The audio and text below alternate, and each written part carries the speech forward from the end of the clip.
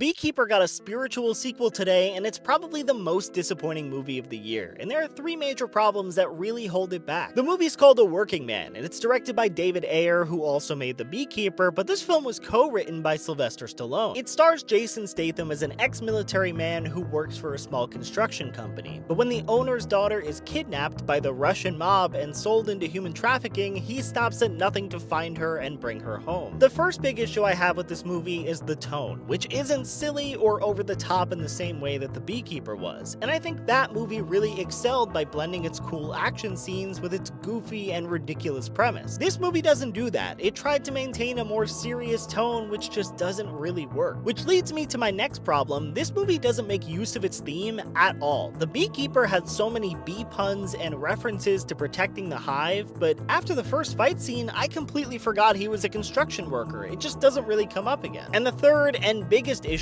is that the characters are just not really interesting or fleshed out at all. From the villains to the victim and her family to Jason Statham and his family, they just never really took the proper time to make the audience care about these characters. But hopefully this is not an indication of what The Beekeeper 2 looks like.